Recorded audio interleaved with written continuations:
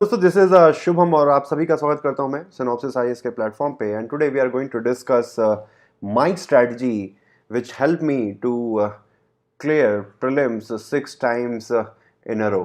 ठीक है, तो इस कोर्स का नाम है मेंस सीट गारंटी प्रोग्राम। अगर आप इसको देखते हैं whatever I am going to convey, अगर आप तक सही तक तरीके से बात पहुंच पाती है तो डेफिनेटली आपकी मेंस एग्जामिनेशन हॉल में आपका एक सीट आपकी कंफर्म हो जाएगी। ठीक है, तो इस लेक्चर में हम guess work and strategy discuss करेंगे। 2015 का पेपर हम एज अ डिस्कशन के लिए लेंगे।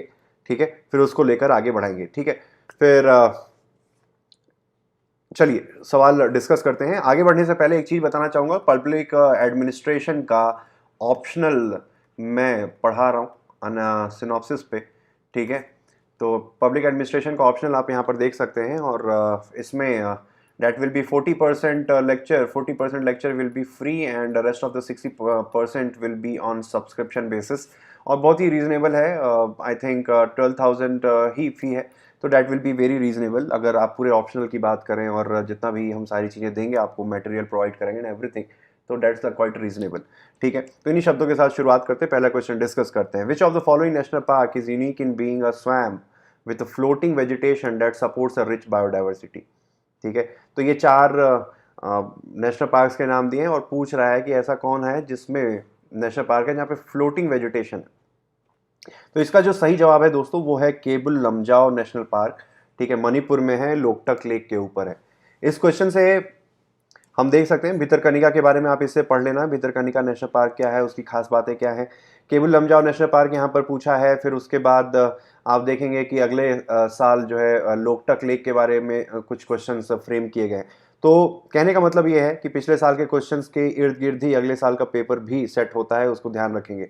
क्योंकि होता क्या है कि जब भी कोई नए एग्जामिनर को किसी साल के पेपर को सेट करने को दिया जाता है तो पिछले साल के वो एग्जामिनर क्या करता है कि पिछले साल के पेपर्स को वो एनालाइज करता है। और ह्यूमन टेंडेंसी ये है कि आदमी कुछ जब भी नया सोचता है तो उसी चीज़ों के अराउंड सोचता है जो अभी उसने रिसेंटली देखी हो। तो जब भी कोई एग्जामिनर नया एग्जामिनर पेपर सेट करता है तो उसका जो फ्रेम ऑफ रेफरेंस होता है वो प्रीवियस ईयर्स क्वेश्चन ही होते हैं, वो आउट ऑफ द ब्लू जाके पेपर सेट नहीं होता है। ठीक है, तो इस वजह से आने वाले समय में भितरकनिका के ऊपर सवाल पूछा जा सकता है। केवलादेव के ऊपर ऑलरेडी सवाल पूछा जा चुका है। हो सकता है कि 2020 या 21 में सुल्तानपुर नेशनल पार्क के ऊपर कोई सवाल बनाकर फ्रेम कर ले। तो आपको क्या करना है कि इन सारे पार्क्स के बारे में आपको एक रजिस्टर बनाना है और सारे पार्क्स के बारे में उसके बारे में जो भी 5-10 इंपॉर्टेंट पॉइंट्स हो उसको नोट कर लेना है। ठीक है, गूगल पे आप विकीपीडिया खोलिएगा और सुल्तानपुर नेशनल पार्क के बारे में आप पढ़ लेना, उसमें देख लेना कि कहाँ पर ये मौजूद है, कौन कौन सी इसमें देखना क्या होता है वो भी बताता हूँ। प्लेस, ठीक है, फिर अगर कोई रिवर बहती है तो वो देख लेना। फिर कुछ इम्पॉर्टेंट फ्लोरा एंड फाउना, ठीक है, फ्लोरा एंड फाउना जो इम्पॉर्टेंट है उस नेशनल पार्क में, उसके बारे में आप पढ़ लेना।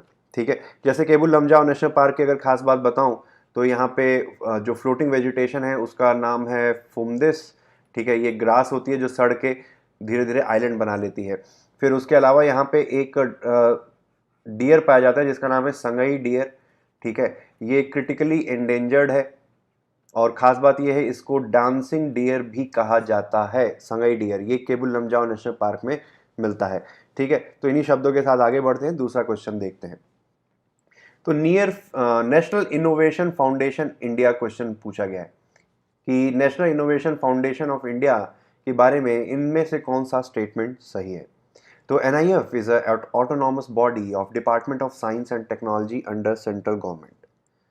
पता नहीं, शायद ना पता हो, सबको याद तो रहता नहीं है, इतना डिटेल में कौन पढ़ता है। फिर दूसरा है NIF is an initiative to strengthen highly advance scientific research in India, India's premier scientific institution in collaboration with highly advanced foreign scientific institution। तो ये हाईली एडवांस वर्ड क्या है, ये कुछ अटपटा सा वर्ड नहीं है। मैंने बताया था कि कुछ जब कभी भी अटपटे से वर्ड किसी भी ऑप्शन में दिए गए हों या कोई भी चीज़ बहुत ही दावे के साथ कही जा रही हो तो वो जनरली गलत होती है। तो ये वाला ऑप्शन हो गया गलत। ठीक है, तो ये दोनों हो गए गलत। अब बात फंसती है ए या डी में से। तो अब यहाँ पर आपका थोड़ा सा लक काम आएगा। अगर नॉलेज होती तो भाई आपको पता होता कि ये है कि नहीं है। अगर नहीं है, याद नहीं आ रहा, तो यहाँ पर आप थोड़ा बहुत अपने लक के ऊपर खेल सकते हैं, ठीक है, और इस सवाल का जवाब दे सकते हैं। तो इस सवाल का जवाब जो है जनरली ए है, ठीक है। चलिए, अब ये पूछ रहा है, अगला सवाल जो पूछ रहा है question number 3, what can be the impact of excessive inappropriate use of nitrogenous fertiliser in agriculture. तो यहाँ पे कौन सा अप्रोच यूज होगा, यहाँ पे अप्रोच होगा पॉजिटिव नेगेटिव वाला अप्रोच यहाँ पर यूज करेंगे।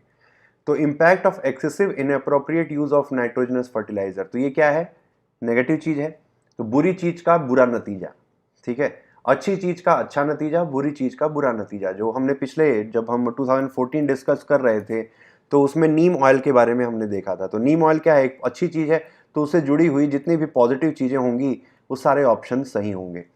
तो यहां पर अगर हमें देखना है तो inappropriate use of nitrogenous fertiliser, ये हो गई नेगेटिव चीज।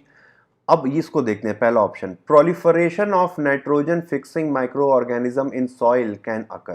प्रोलिफरेशन मतलब होता है फैलाव, ठीक है। कहने का मतलब ये है कि अगर हम नाइट्रोजनस फर्टिलाइजर का अपने एग्रीकल्चर में ज़्यादा इस्तेमाल करेंगे, ठीक है, एक्सेस मात्रा में, तो क्या उससे नाइट्रोजन फिक्सिंग माइक्रो ऑर्गेनिज्म की जनसंख्या बढ़ जाएगी। तो नाइट्रोजन फिक्सिंग माइक्रो ऑर्गेनिज्म अच्छी चीज़ है या बुरी चीज़, अच्छी चीज़ है, यानी कि ये हो गया positive. Increase in acidity of soil can take place, तो ये एसिडिटी सॉइल की अच्छी चीज़ होती है, बुरी चीज़, बुरी चीज़, ठीक है। फिर leaching of nitrate to the ground water can occur. अब लीचिंग ऑफ नाइट्रेट, ठीक है, थोड़ा बहुत अगर आपने पढ़ा होगा इन्वायरमेंट, ज्योग्राफी और एग्रीकल्चर का, तो आपको पता होगा लीचिंग ऑफ नाइट्रेट क्या होता है, जिसमें नाइट्रेट लीच आउट कर जाते हैं, यानी क्रॉल आउट करके या सीप इन कर जाते हैं, ठीक है। तो ये अच्छी चीज़ है बुरी चीज़, ये है, ये भी बुरी चीज़ है। तो इसका जो जवाब होगा, ये माइनस माइनस मिलेगा इसके साथ, इस माइनस के साथ, और इसका जो जवाब होगा 2 and 3 ओनली, ठीक है। तो इस तरीके से क्वेश्चन को करना है, इसमें ज़्यादा दिमाग नहीं लगाना। अगर नहीं आ रहा है, ठीक है, कि भाई ये समझ में नहीं आ रहा कि ये होगा कि नहीं होगा, क्योंकि इतनी डिटेल में कौन पढ़ता है, नहीं समझ में आती कई बार। बहुत सारा पढ़ने के बाद भी अगर आप चाहें देखेंगे तो बहुत सारी ऐसी चीज़ें होती हैं जो हम नहीं कवर कर पाते हैं, नहीं समझ पाते हैं, क्योंकि किसी भी पेपर में डायरेक्ट तो लिखा नहीं होता है किसी भी किताब में। तो वहाँ पर कॉमन सेंस का यूज़ करेंगे और इस ट्रिक का इस्तेमाल करेंगे, नेगेटिव और इसके साथ नेगेटिव नेगेटिव, तो नेगेटिव नेगेटिव जाएगा नेगेटिव के साथ, ठीक है। अगर ये पॉजिटिव स्टेटमेंट होगा तो जो भी पॉजिटिव होता तो ये दोनों सही होते, ठीक है। तो सिंपल इस ट्रिक का इस्तेमाल करके इस क्वेश्चन को हम सॉल्व कर सकते हैं। चलिए आगे बढ़ते हैं, अगला क्वेश्चन देखते हैं। तो अगला क्वेश्चन कह रहा है, with reference to IUCN and the conservation of international trade in species of wild flora and fauna, जिसको हम साइट्स भी कहते हैं, ठीक है। अब ये दो चीज़ों के बारे में पूछा, IUCN और साइट्स दोनों को मिलाकर एक क्वेश्चन पूछा गया है।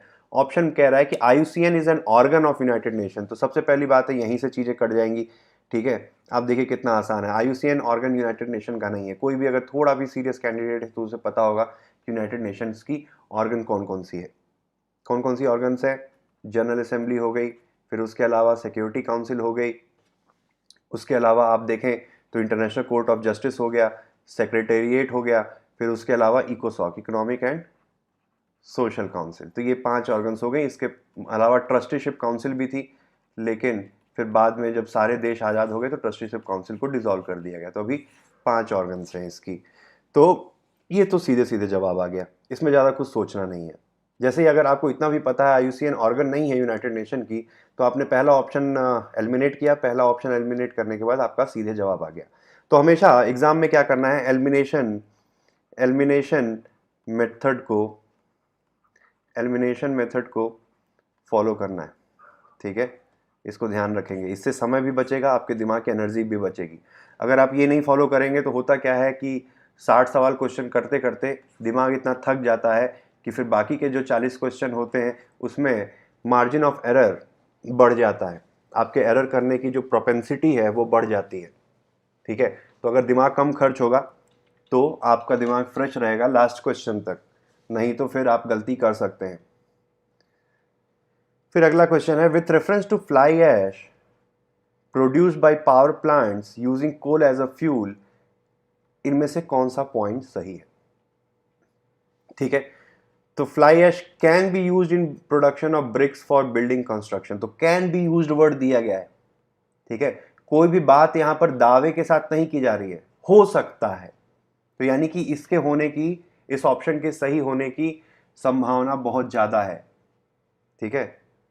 कैन बी यूज, जहां पर भी इस तरीके के शब्द हो, कैन बी यूज। फिर दूसरे में दे रहा है कि fly ash can be use as a replacement for some of the Portland cement, some of the Portland cement. ये भी एक माइल्ड सा स्टेटमेंट है, इसमें कोई भी बात असर्टिव तरीके से नहीं कही जा रही। ये भी नॉन असर्टिव स्टेटमेंट है, असर्टिव मतलब बिना दावे के, तो ये भी नॉन असर्टिव है, ये भी नॉन असर्टिव है, यानी ये भी सही हो सकता है, ये भी सही हो सकता है। फिर तीसरे पे आते हैं, तो पहला दूसरा सही है, तो पहला दूसरा सही होने पर ही हमारा लगभग आंसर आ जाता है, लेकिन फिर भी सेफ्टी के साथ खेलते हैं, सेफ होके तीसरा ऑप्शन भी देख लेते हैं। ज़्यादा बहुत ही करेज होना जरूरी है, लेकिन ऐसा ऑडेसिटी नहीं होनी चाहिए। तो fly ash is made of silicon dioxide and carbon dioxide only and does not contain any toxic element. अब देख रहे हैं कि ओनली शब्द है, एनी टॉक्सिक, उसमें कोई दूसरा टॉक्सिक एलिमेंट होता ही नहीं है, यानी कि यहां पर बात आप देख रहे हैं कि दावे के साथ कही जा रही है, ठीक है। तो ये स्टेटमेंट गलत होगा, तो इसका जो सही जवाब होगा 1 और 2, ठीक है। समझ में आ रही है बात? देखिए कितना आसान है, मतलब लोग कितना डरते रहते हैं प्रीलिम्स को लेकर, और मैंने तो बहुत सारे ऐसे दोस्त भी देखे हैं जिन लोगों ने बहुत सारी ऐसे MCQ के ऐप्स डाउनलोड कर लेते हैं जिस पे दिन भर वो क्वेश्चन सॉल्व कर रहे होते हैं, ठीक है। शिटपॉट पर भी बैठे हैं तो वहाँ पर भी वो दिन भर रात भर MCQs ऐप्स पे रैंडम MCQs आते रहते हैं और उसको सॉल्व करते रहते हैं। लेकिन this is not the right strategy. ऐसे तो फिर बहुत ही millions and billions of question हो सकते हैं, सेम MCQ के क्वेश्चन जो ऐप पे दिए हैं उसके रिपीट किए जाने की संभावना कितनी कम है, ठीक है।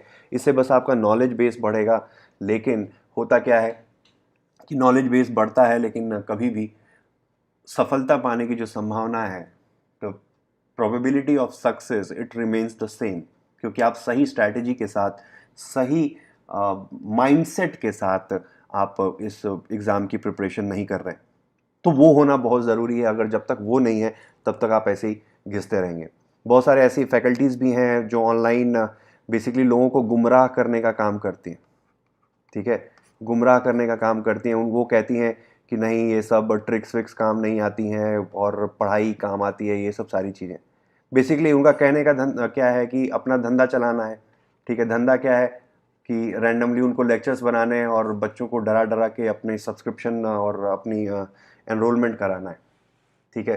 तो वो सही रास्ता कभी नहीं दिखाएंगे, क्योंकि उनको पता है कि अगर सही रास्ता दिखाएंगे तो फिर उनकी दुकान बंद हो जाएगी, ठीक है। तो ये वाली एक समस्या यहाँ पर मैंने देखी है, तो वो नहीं करना है, ठीक है।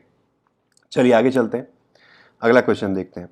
With reference to dugong a mammal found in India, which of the following statement is are correct. तो पहला है कि it is a herbivorous marine animal, ठीक है। अब डुगोंग के बारे में आपको पता है कि नहीं पता है, मान लीजिए कि नहीं पता। जनरली जो भी चीजें मैं डिस्कस कर रहा हूं ये मान के डिस्कस कर रहा हूं कि आपको नहीं पता, ठीक है।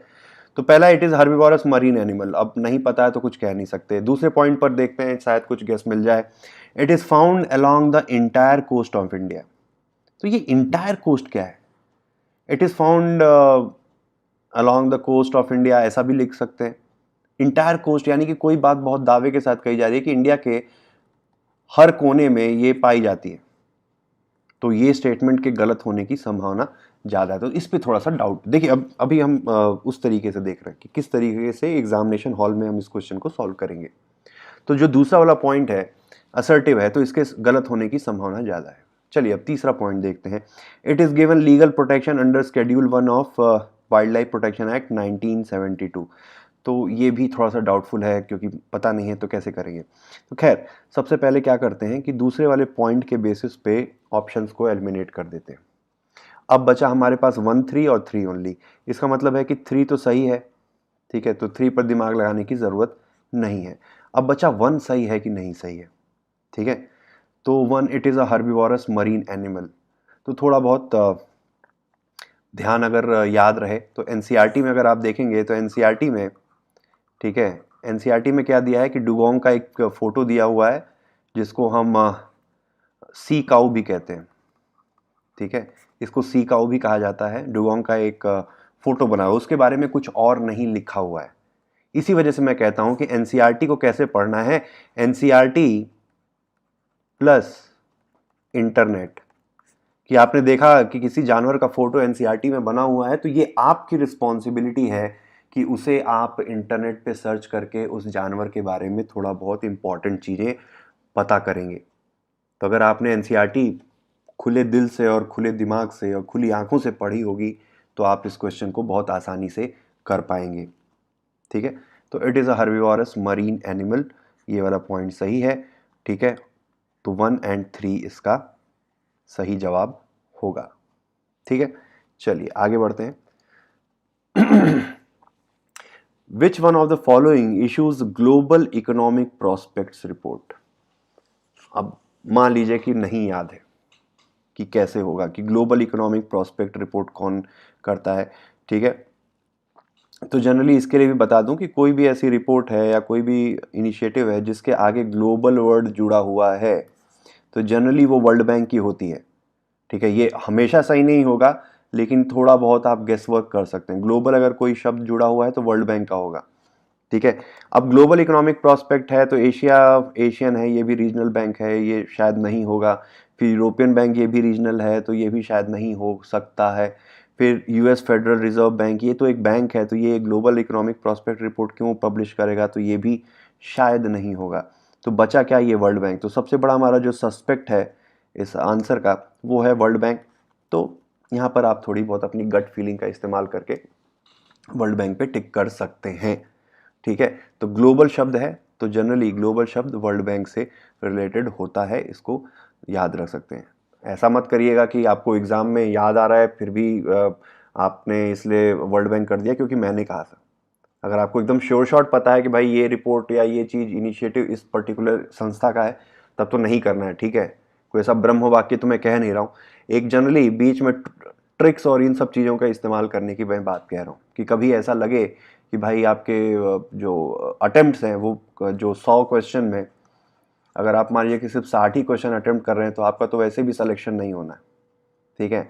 आपको कम से कम 85 प्लस क्वेश्चन अटेम्प्ट करने हैं, ठीक है। 85 प्लस क्वेश्चन अटेम्प्ट करना ज़रूरी है तभी जाकर सिलेक्शन होगा, ठीक है। बहुत सारे हैं ऐसे लोग जो कहते हैं कि नहीं गेस वर्क और ये सारी चीज़ें नहीं करनी है और जो क्वेश्चन आए सिर्फ उन्हीं को अटेम्प्ट करना है। ऐसा नहीं हो सकता है क्योंकि हमेशा आपको 60 क्वेश्चन ही आएंगे। 60 क्वेश्चन से ज़्यादा आपको सच में मैं बता रहा हूँ कि आपको नहीं आएगा। उसमें आपको थोड़ा बहुत ये सब गेस वर्क और थोड़े बहुत इंटेलिजेंट गेस वर्क जिसको कहते हैं उसका इस्तेमाल आपको करना ही करना पड़ेगा और आपको कम से कम 85 प्लस क्वेश्चन अटेम्प्ट करने तभी जाके सिलेक्शन होगा। इस चीज़ को याद रखेंगे, ठीक है। सब सिर्फ सही करने के चक्कर में जाएंगे तो 60 से ज़्यादा अटेम्प्ट नहीं कर पाएंगे। और आप सोच लो कि 60 क्वेश्चन किए तो 60 में से आपके सही कितने होंगे, 50 सही होंगे, ठीक है। और 50 में से आपके कितने नंबर हो गए, 100 नंबर हो गए, 10 गलत हो गए, यानी 10 अगर गलत हो गए तो लगभग 3 नंबर आप 4 नंबर माइनस कर लीजिए, कितने नंबर आए आपके 96। वैसे भी आपका सिलेक्शन नहीं होना है, ठीक है। तो ये गलती नहीं करेंगे, क्वेश्चन अटेम्प्ट करेंगे। पूरा ही एकदम भगवान का नाम लेके नहीं करना है, थोड़ा बहुत दिमाग भी लगाना है। चलिए अगला क्वेश्चन देखते हैं। When the Reserve Bank of India reduces statutory liquidity ratio by 50 basis point which of the following is likely to happen. यानी कि रिजर्व बैंक ऑफ इंडिया अपनी अगर एसएलआर को कम करता है तो क्या हो सकता है। तो ऑप्शन है कि इंडिया की जीडीपी रेट ड्रास्टिकली बढ़ जाएगी, तो ये होगा नहीं। ड्रास्टिक शब्द है, ठीक है। यहाँ पे एक असर्टिव शब्द दिया है कि बहुत ज़्यादा तरीके से बढ़ जाएगी, तो ये गलत है। फिर ये भी देख लेते हैं डी वाला भी, it may reduce drastically reduce the liquidity to the banking system. तो ड्रास्टिकली रिड्यूस ये भी गलत है। अब बचा ये दो कि foreign FII foreign institutional investors may bring more capital into our economy. तो ये जनरली हो सकता है। सी का भी देखते हैं, शेड्यूल कॉमर्शियल बैंक्स में कट देयर लेंडिंग रेट्स, ये भी हो सकता है। तो बी और सी में से हमें देखना है। अब देखिए, अब आरबीआई एसएलआर को कम कर रहा है। तो थोड़ा बहुत पढ़ा होगा तो आपको ये पता होगा कि एफआईआई से इसका कोई लेना देना नहीं है, इसका लेना देना है बैंकों से। बैंकों की लेंडिंग पावर को बेसिकली आरबीआई अपने क्वांटिटेटिव जो टूल्स हैं, क्वांटिटेटिव और क्वालिटेटिव दो टाइप के टूल्स होते हैं। तो क्वांटिटेटिव जो पॉलिसी है उसके माध्यम से, मॉनेटरी पॉलिसी का जो दो पार्ट होते हैं, आपको पता होगा मॉनेटरी पॉलिसी के दो पार्ट होते हैं, ठीक है। एक होता है क्वांटिटेटिव, क्वांटिटेटिव इसको पढ़ लेना आप, और दूसरा होता है क्वालिटेटिव। इन दो माध्यम, दो तरीकों से आरबीआई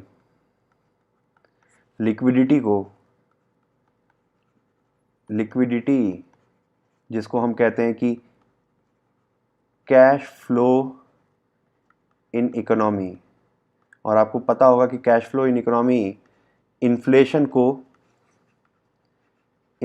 को इम्पैक्ट करती है, ठीक है। तो ये है। चलिए आगे चलते हैं अगले पॉइंट पर। तो with reference to the use of nano technology in health sector, which of the following statements is are correct. अब मैंने क्या बताया था कि ये नैनो टेक्नोलॉजी है। नैनो टेक्नोलॉजी यानी कि फ्यूचरिस्टिक टेक्नोलॉजी है। फ्यूचरिस्टिक टेक्नोलॉजी मतलब कि सब सही है। तो नैनो टेक्नोलॉजी से अगर होता है कि क्या इससे क्या टारगेटेड डिलीवरी हो सकती है ड्रग्स की, यानी कि दवाइयों को क्या, अगर मान लीजिए कि इंटेस्टाइन में कोई दवा पहुंचानी है तो क्या नैनो टेक्नोलॉजी से हम इंटेस्टाइन में डायरेक्टली दवा पहुंचा सकते हैं? हाँ, पहुंचा सकते हैं। क्या नैनो टेक्नोलॉजी से जीन थेरेपी हो सकती है? हाँ, हो सकती है। क्या नैनो टेक्नोलॉजी से अमिताभ बच्चन के सर पे बाल आ सकता है? ठीक है, तो हाँ, आ सकता है। क्या सलमान खान का दिमाग सही हो सकता है? हाँ, हो सकता है। क्या राहुल गांधी समझदार हो सकते हैं? हाँ, हो सकते हैं। ये सारी चीज़ें नैनो टेक्नोलॉजी से हो सकती हैं, क्योंकि फ्यूचरिस्टिक टेक्नोलॉजी है तो इसका कोई भी, इट हैज़ अनलिमिटेड पोटेंशियल। तो दोनों ही इसका सही होगा, ठीक है, सिंपल। चलिए आगे चलते हैं। फिर 25वां क्वेश्चन है, which one of the following is the national aquatic animal of India. ठीक है, अब देख रहे हैं फिर से वही क्वेश्चन रिपीट कर रहा है, गैंजेटिक डॉल्फिन वाला। अभी हमने पिछले साल के पेपर में भी देखा, गैंजेटिक डॉल्फिन के ऊपर पूछा था। फिर से आप देखेंगे 2018 में फिर से पूछा है गैंजेटिक डॉल्फिन, फिर 2019 में फिर से इरावदी डॉल्फिन पूछा है। तो वही क्वेश्चन रिपीट होते रहते। ठीक है, अभी क्या करना है इस क्वेश्चन में, आपको सॉल्ट वाटर क्रोकोडाइल के बारे में पढ़ लेना है, इंडिया में कहाँ कहाँ पर पाया जाता है। आपको ऑलिव रिडी टर्टल इंडिया में कहाँ कहाँ पर पाया जाता है। ये गहीर माथा में पाया जाता है जनरली। गहीर माथा एक मरीन सेंचुरी है उड़ीसा में। यहाँ पर ऑलिव रिडी टर्टल के बहुत बड़े नेस्टिंग साइट्स हैं। इसके बारे में आप और पढ़ लेना कि ये इंडेंजर्ड है, नहीं है, क्या है, ये सारी चीज़ें। गैंजेटिक डॉल्फिन के बारे में फिर से और पढ़ लेना, क्या पता फिर से कुछ पूछ दे। घड़ियाल यहाँ पर पूछा गया है। घड़ियाल आप देखेंगे तो फिर से पूछेगा कि घड़ियाल इंडिया में कहाँ पर पाया जाता है, तो उसका आंसर जो है चंबल रिवर है। ठीक है, तो वही सेम चीज़ें इर्द गिर्द पूछता है, टॉपिक सेम रहता है, क्वेश्चन को अलग अलग फ्रेम करता है। तो इसके बारे में, ये जो चारों जानवरों का नाम दिया है, इसके बारे में आप गूगल पे थोड़ा बहुत करके उसके एक रजिस्टर में नोट्स बना लेना। ठीक है, चलिए अगला सवाल देखते हैं। With reference to Congress socialist party consider the following statements. Congress socialist party, CSP किसने किसने बनाई थी? तो सीएसपी बनाई थी मीनू मसानी, आचार्य नरेंद्र देव, ठीक है, फिर जय प्रकाश नारायण। ये लोग जुड़े हुए थे कांग्रेस सोशलिस्ट पार्टी से। ठीक है, तो इसमें क्या है कि it advocated the boycott of British goods and evasion of taxes. ठीक है, तो कुछ कह नहीं सकते कि ये सही है कि नहीं है। चलिए आगे बढ़ते हैं, दूसरा पॉइंट देखते हैं। It wanted to establish dictatorship of proletariat. Dictatorship की बात कर रहा है। अब यहाँ पर है कांग्रेस सोशलिस्ट पार्टी, एक अच्छी ऑर्गेनाइजेशन है, तो अच्छी ऑर्गेनाइजेशन अच्छा काम ही करेगी। ये कोई प्रोलेटेरिएट, यानी कि प्रोलेटेरिएट मतलब होता है वर्कर्स की तानाशाही नहीं एस्टैब्लिश करना चाहते थे। दूसरा पॉइंट गलत हो गया। ठीक है, अब हमें देखना है कि बी या डी में से कौन सा सही है। फिर तीसरी चीज है कि इन्होंने सेपरेट इलेक्टोरेट की बात कही थी माइनॉरिटीज और ओप्रेस्ड क्लास के लिए। तो क्या कांग्रेस से जुड़ी हुई कोई ऑर्गेनाइजेशन कभी भी सेपरेट इलेक्टोरेट की बात कहेगी? नहीं कहेगी। ठीक है, सेपरेट इलेक्टोरेट की बात मुस्लिम लीग ने कही थी। और ऐसी ऑर्गेनाइजेशन में कोई कांग्रेस से जुड़ी हुई ऑर्गेनाइजेशन सेपरेट इलेक्टोरेट की बात नहीं कहेगी, क्योंकि ये भी एक गलत चीज़ है। तो सीएसपी हो गया पॉजिटिव, ये हो गया नेगेटिव, ये भी हो गया नेगेटिव, तो ये दोनों होगा नहीं। ठीक है, जब दूसरा तीसरा नहीं होगा, ठीक है, तो कोई ऐसा पॉइंट बचता नहीं है नन ऑफ दीज के अलावा। तो इसका आंसर जो हो गया वो हो गया डी। ठीक है, सिंपल। चले आगे, चलिए अगला सवाल कहता है, एनएफसी के बारे में सवाल पूछा गया है कि NFC near field communication, NFC technology से जुड़ी हुई इनमें से कौन से पॉइंट्स सही हैं। तो पहला पॉइंट ये कहता है कि it is a contactless communication technology that usage electromagnetic radio fields. ठीक है, अब पता नहीं, ये डाउटफुल है। चलिए अगला पॉइंट देखते हैं, शायद कुछ क्लू मिल जाए। NFC is design to use by devices which can be at a distance of even a metre from each other. तो ये नियर फील्ड कम्युनिकेशन की बात है, यहां पर एक एक मीटर की बात कही जा रही है, तो ये जो है पॉइंट गलत हो गया। ठीक है, फिर NFC can use encryption when sending sensitive information. तो भाई ये सही लग रहा है, सही पॉइंट है, क्योंकि कोई टेक्नोलॉजी है तो टेक्नोलॉजी के फायदे फायदे वाली बात होगी, नई टेक्नोलॉजी है तो अच्छा अच्छा काम कुछ करेगी, तो ये पॉइंट सही है। तो जब तीसरा पॉइंट सही है दूसरा गलत है, तो दूसरा गलत है तो एक बार देख लेते हैं दूसरा पॉइंट एलिमिनेट करके। इसका मतलब है कि अब 3 और 1 3 पूछ रहा है, इसका मतलब है कि हमें अब 3 पर तो दिमाग लगाना ही नहीं है, तो 1 सही है या नहीं है, तो 1 भी सही होगा ही, क्योंकि ये कॉन्टैक्टलेस कम्युनिकेशन टेक्नोलॉजी की बात कर रहा है। ठीक है, नियर फील्ड कम्युनिकेशन आपने यूज़ किया होगा कि मोबाइल में, जैसे मान लीजिए आपके पास कोई मोबाइल है और आपको दूसरे मोबाइल में कोई डेटा ट्रांसफ़र करना है, आप नहीं चाहते कि कोई और उसको हैक करे या कोई और उसको उसमें से इंफॉर्मेशन चुरा ले। तो आपको अगर इस इंफॉर्मेशन को इस मोबाइल में भेजना है, इस मोबाइल की इंफॉर्मेशन को इस मोबाइल में भेजना है, तो आप डायरेक्टली उसको कॉन्टैक्ट में लाएंगे और यहाँ से डायरेक्ट डेटा इसमें ट्रांसफ़र हो जाता है। सेम वे कई बार आपको मोबाइल से पे करना होता है, अगर मान लीजिए इंटरनेट नहीं है, आपको मोबाइल से पे करना है, तो आप अपने मोबाइल के एनएफसी को ऑन करके अपने मोबाइल को जिस डिवाइस में पे करना है उसके पास में एकदम चिपका के ले जाएंगे, तो यहाँ से वो पैसा यहाँ पर ट्रांसफ़र हो सकता है या कोई फाइल या डेटा ट्रांसफ़र किया जा सकता है। ठीक है, तो सिंपल है। तो दूसरा पॉइंट एलिमिनेट करते ही हमें पता चल जाएगा कि इसका जो सही जवाब है वो है 1 और 3। ठीक है, चलिए अगला सवाल कर देखते हैं। अब नदियां दी हैं गोदावरी की, इनमें से कौन सी ट्रिब्यूटरी है, सहायक नदी है, वो पूछा है। तो ये पॉइंट मैंने इसलिए क्वेश्चन उठाया है कि हर साल रिवर्स के ऊपर क्वेश्चन आता है, तो एक क्वेश्चन तो फिक्स है, जनरली हर साल आता ही आता है। तो एनसीईआरटी में, इसमें आपको रैंडम नहीं पढ़ना है, एनसीईआरटी में जितनी भी नदियां और उनके ट्रिब्यूटरीज के नाम दिए हैं उसको रट लेना। ठीक है, एक क्वेश्चन आपका फिक्स है, तो ये जरूर करिएगा, नदियों के बारे में आप अच्छे से पढ़ लेना। ठीक है, चलिए अगला क्वेश्चन देखते हैं। With reference to Indian history which of the following is are essential elements of feudal system. Feudal system यानी कि जिसको बोलते हैं साम्यवादी सामंतवादी शासन। ठीक है, जिसमें जमींदार और ये सारी चीजें होती थी। तो अब ये पहला पॉइंट देख रहे हैं कि फ्यूडल सिस्टम के बारे में कुछ ऑप्शन दिए हैं और हमें बताना है कि फ्यूडल सिस्टम के बारे में इन ऑप्शंस में से कौन सा सही है। तो पहला है a very strong centralised political authority and a very weak provincial और local political authority.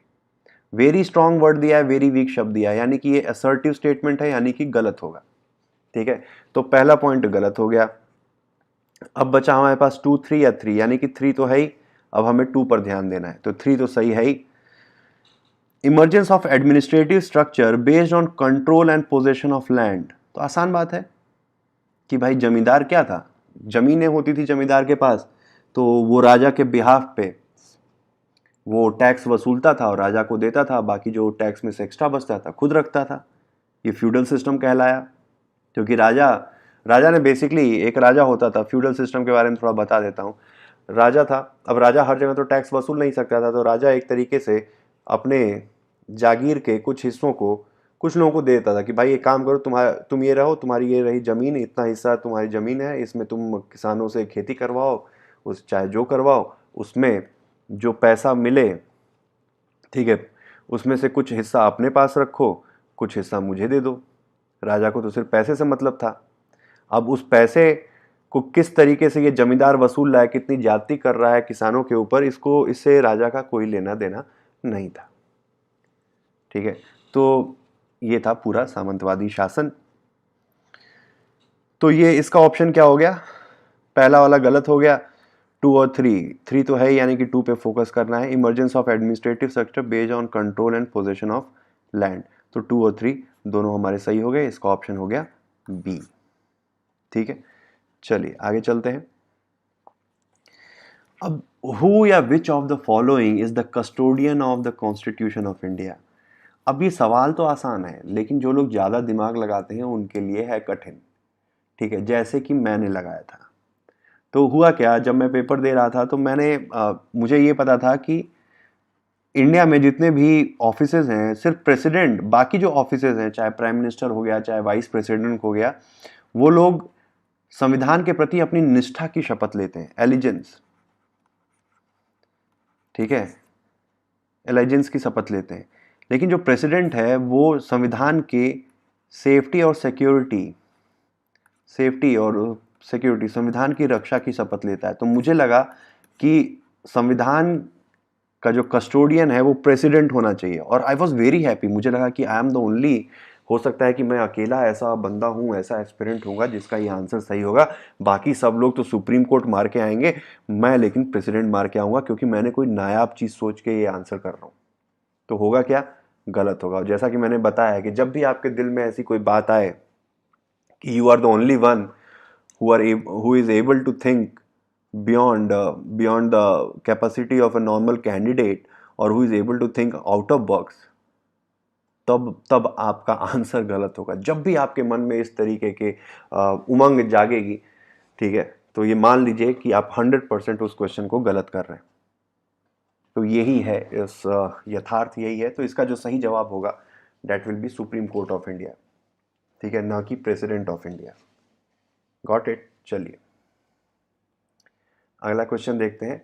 Indian ocean regional cooperation, IORARC, Indian ocean rim association for regional cooperation. अब ये पूछ रहा है, it was establish very recently in response to incidents of piracy and accidents of oil spills. ठीक है, तो very recently word दिया है, एक तरीके से मतलब असर्टिव सा स्टेटमेंट है, वेरी स्मॉल, वेरी रिसेंटली। तो ये गलत हो सकता है। मैं ये नहीं कह रहा गलत होगा ही होगा, हो सकता है। फिर it is an alliance meant for maritime security only, ये भी गलत होने की संभावना ज़्यादा है। अगर मान लीजिए आपने इसके बारे में नहीं पढ़ा है, तो भी अगर आप कॉमन सेंस लगाएंगे तो सही हो जाएगा आपका। तो इसका होगा नीदर 1 नॉर 2, आंसर हो गया आपका डी। ठीक है, चलिए अगला सवाल देखते हैं। In which of the following activities Indian remote sensing satellite का इस्तेमाल होता है। ठीक है, इंडियन रिमोट सेंसिंग सैटेलाइट का इस्तेमाल कहाँ कहाँ पर होता है। तो सबसे पहली बात है कि ये गलत हो गया, क्योंकि टेलीकम्युनिकेशन में जियो स्टेशनरी सैटेलाइट या जियो सिंक्रोनस सैटेलाइट का इस्तेमाल होता है। अब ये जियो स्टेशनरी और जियो सिंक्रोनस क्या है वो बाद में कभी बताऊंगा। फिर से अगर कन्फ्यूजन होगी तो कमेंट सेक्शन में आप पूछ सकते हो, I will definitely help you out. ठीक है, लेकिन फिर अभी डिस्कस करूंगा तो लेक्चर थोड़ा लंबा हो जाएगा, तो इसको रहने देते हैं। तो चौथा पॉइंट हो गया गलत, तो चौथे पॉइंट को हम हटाएंगे। अब बचेगा 1 2 3 और 1 2। इसका मतलब कि 1 और 2 तो सही है ही। अब हमें कन्फ्यूजन है, और 5 तो हमारे दिमाग में हमें देखना ही नहीं है। बचा मिनरल एक्सप्लोरेशन है कि नहीं है। तो भाई जब वो ग्राउंड वाटर रिसोर्सेज को लोकेट कर सकता है, क्रॉप की प्रोडक्टिविटी को एसेस कर सकता है, तो मिनरल्स को भी एक्सप्लोर करने में मदद कर सकता है। धरती में देखकर पता कर सकता है, धरती की मिट्टी की क्वालिटी, उसका कलर देख के पता कर सकता है, ठीक है, कि वहां पर कौन सा मिनरल मौजूद है। ठीक है, तो इसका जो सही जवाब हो गया 1 2 एंड 3। आसान था। चलिए अगला सवाल देखते हैं। अगला सवाल है कि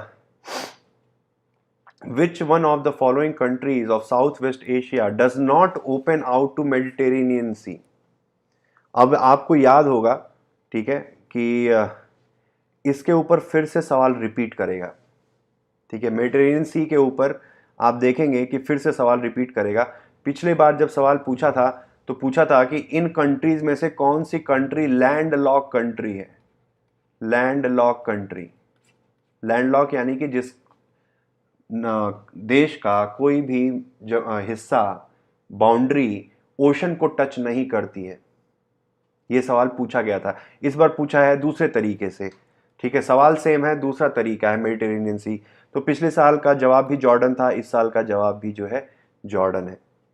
ठीक है, जॉर्डन बेसिकली आप देखेंगे तो ये हो गया आपका इज़राइल, इधर हो गया आपका जॉर्डन। इज़राइल और जॉर्डन के बीच में एक डेड सी है, आपने सुना होगा नाम, डेड सी, जो इतना खारा है कि आदमी उसमें बिना तैरे भी तैर सकता है, डूबेगा नहीं। तो ये हो गया जॉर्डन, ये हो गया इज़राइल, ये हो गया आपका गाज़ा पट्टी, ये हो गया आपका वेस्ट बैंक यहाँ पर, और ये हो गया आपका मेडिटेरेनियन सी, यहाँ पर हो गया आपका लेबनान। ठीक है, फिर यहाँ पर हो गया आपका लेबनान के इधर वाले हिस्से में इज़राइल, सॉरी सीरिया। ठीक है, सीरिया और इज़राइल के बॉर्डर पर एक एरिया है जिसका नाम है, थोड़ा सा मैं बता देता हूँ क्योंकि ये इम्पोर्टेंट है। सीरिया और इज़राइल के बॉर्डर पर एक जगह है जिसका नाम है गोलन हाइट्स, जहाँ पर अक्सर मार चलती रहती है। तो आप देखेंगे कि गोलन हाइट्स के ऊपर भी सवाल यूपीएससी के प्रीलिम्स में पूछ चुका है। फिर इज़राइल का एक जो हिस्सा है छोटा सा, वहाँ से अफ्रीका शुरू होता है। ठीक है, तो इज़राइल और अफ्रीका के बीच में एक जगह है जिसका नाम है सिनाई पेनिनसुला। सिनाई पेनिनसुला। ठीक है, तो ये नाम याद रखेंगे, सिनाई पेनिनसुला इज़राइल और अफ्रीका के बीच में है, और यहाँ पर आपका हो गया एक देश है जिसका नाम है इजिप्ट। ठीक है, जिसको पुराने नाम जिसका है मिस्र भी कहते हैं। तो इजिप्ट और इज़राइल के बीच में एक एरिया है जिसका नाम है सिनाई पेनिनसुला। यहाँ पर भी मारकाट मस्ती रहती है, इस वजह से ये सिनाई पेनिनसुला काफ़ी न्यूज़ में रहता है। फिर ये गोलन हाइट्स है आपकी इज़राइल और सीरिया के बीच में। ठीक है, तो ये बेसिकली पूरा स्ट्रक्चर है, थोड़ा बहुत आप इसको देख लेना, नहीं समझ में आया तो फिर से एक बार लेक्चर को रिपीट कर लेना तो दिख जाएगा। चलिए अगला क्वेश्चन देखते हैं। अगला क्वेश्चन कहता है कि इंडियन इकोनॉमी से रिलेटेड इसमें से क्या सही है क्या गलत है। वेरी इंपॉर्टेंट, इसको मैं आपको बताना चाहता हूँ, बहुत ध्यान से समझने की कोशिश करना। बेसिकली ये जो क्वेश्चंस आते हैं वो आते हैं आपके इकोनॉमिक सर्वे या बजट से। ठीक है, तो इसमें कैच क्या है कि इसमें पूछा है कि पिछले दशक में, लास्ट 10 सालों में, rate of growth of real GDP has steadily increased. ठीक है, तो देखो रेट ऑफ ग्रोथ यानी कि ग्रोथ का परसेंटेज, ग्रोथ का परसेंटेज स्टेडली बढ़ा है। तो ये पॉसिबल नहीं है कि परसेंटेज वाइज, देखो एब्सोल्यूट एब्सोल्यूट नंबर्स में चीजें स्टेडली बढ़ सकती हैं। अगर ये क्वेश्चन पूछता कि क्या जीडीपी इंडिया की पिछले 10 सालों में स्टेडली बढ़ी है, तो वो संभव है, पॉसिबल है। ठीक है, कि इंडिया की जीडीपी पिछले 10 सालों में, सॉरी पिछले 10 सालों में बढ़ी है। लेकिन rate of growth of GDP को बढ़ना या परसेंटेज वाइज कोई चीज स्टेडली बढ़ना, कि पहले 4% से फिर 4.5% हो गई, फिर सीधे 5 हो गई, फिर 5 से 5.5 हो गई, ठीक है, फिर 8 हो गई, 8 से 9 हो गई, दैट इज नॉट पॉसिबल। हमेशा तो होता है ना कि भाई 4% बढ़ा एक क्वार्टर में, आप देखेंगे कि एक साल में ही जनवरी से मार्च के बीच में जीडीपी जो है 5% से बढ़ी, फिर उसके बाद मार्च से जो है बाकी के जो 3 महीने अप्रैल मई और जून में आप देखेंगे कि ये 4.5 हो गई, फिर 6 हो गई, फिर इस तरीके से बढ़ती है।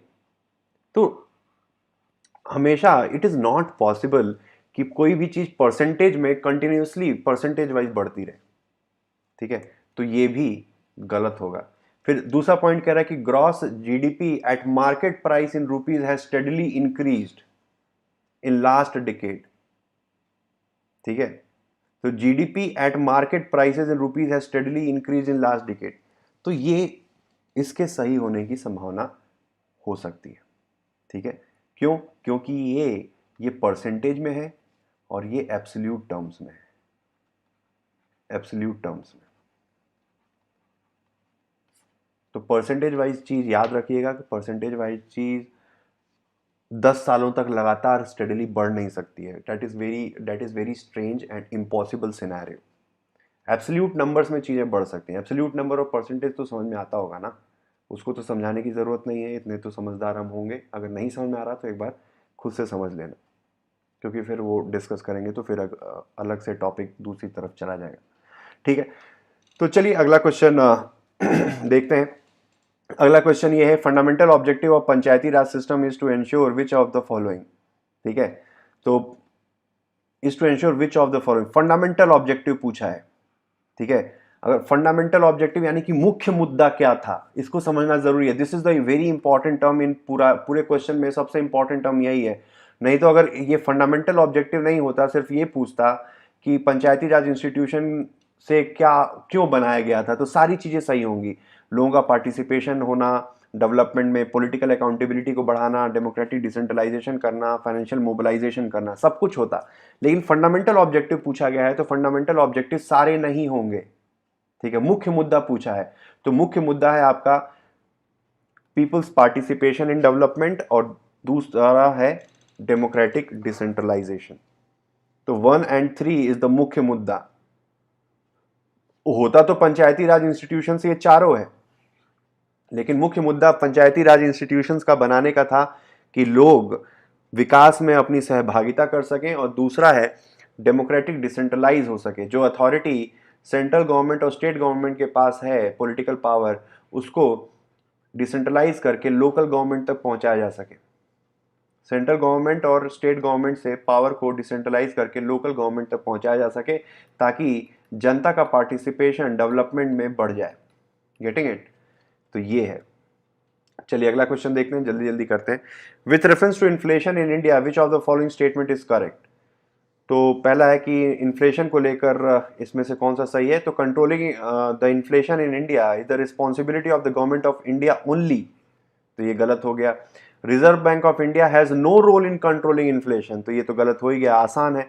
फिर decrease money circulation helps in controlling inflation, ठीक है, सही बात है। Increase money circulation helps in controlling inflation, ये गलत बात है। ये तो इतना तो सबको पता होगा जिसने थोड़ी भी इकोनॉमी पढ़ी है। तो इसका जो सही जवाब हो गया वो हो गया सी।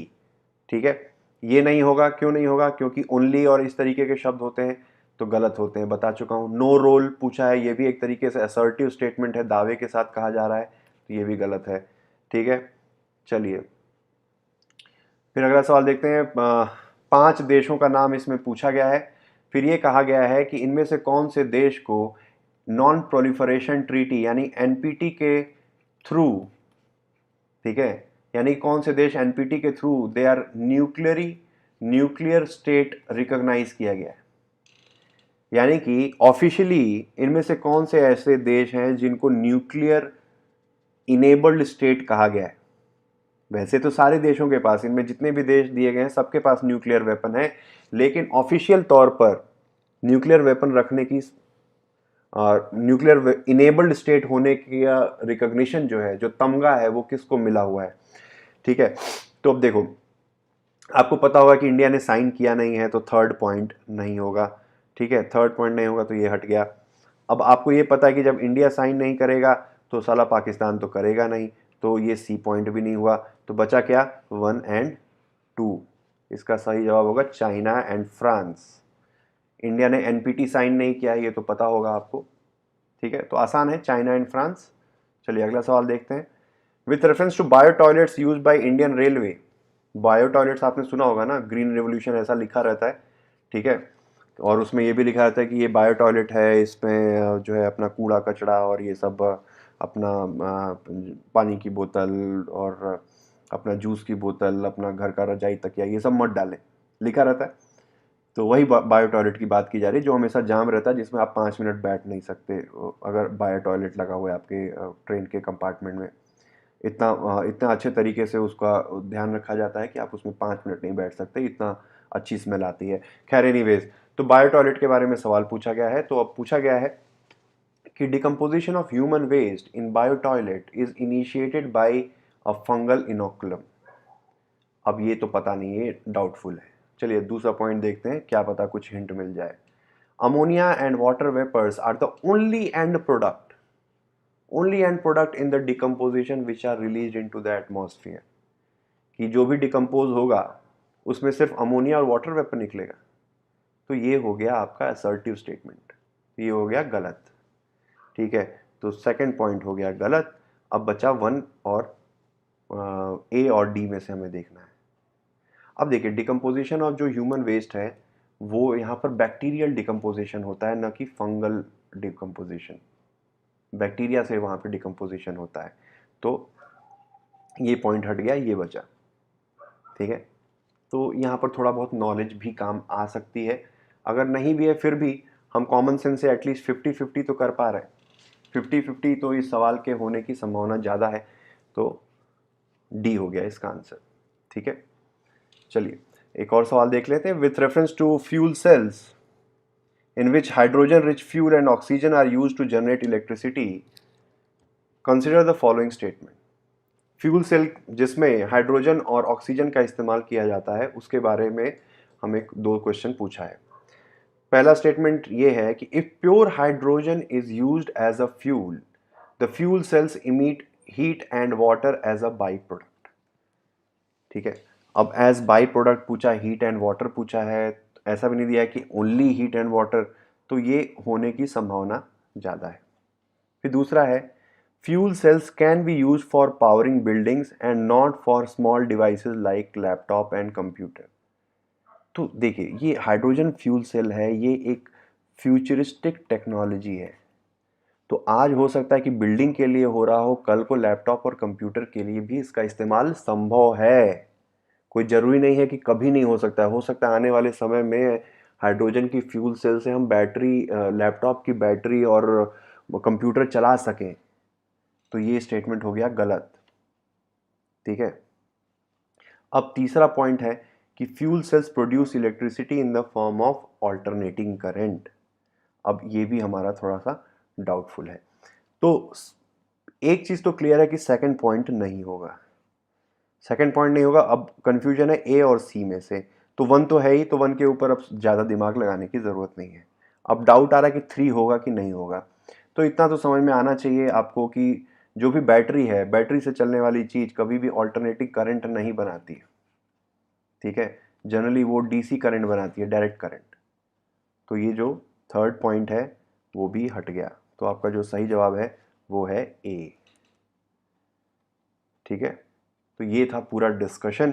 ठीक है, और अगला पेपर फिर से डिस्कस करेंगे, दूसरा कोई क्वेश्चन किसी की दूसरे साल का कोई क्वेश्चन पेपर उठाएंगे और उसमें एक फिर से एक सेशन लेकर आऊँगा। उसमें मैं बताऊँगा कि कैसे, जब मैंने ये डिस्कस किया कि 85 प्लस क्वेश्चन आपको अटेम्प्ट करने हैं, उसमें भी मैं बताऊँगा कि कौन कौन से क्वेश्चन में आप रिस्क ले सकते हैं, किस तरीके के क्वेश्चन में रिस्क ले सकते हैं और कब रिस्क नहीं लेना है।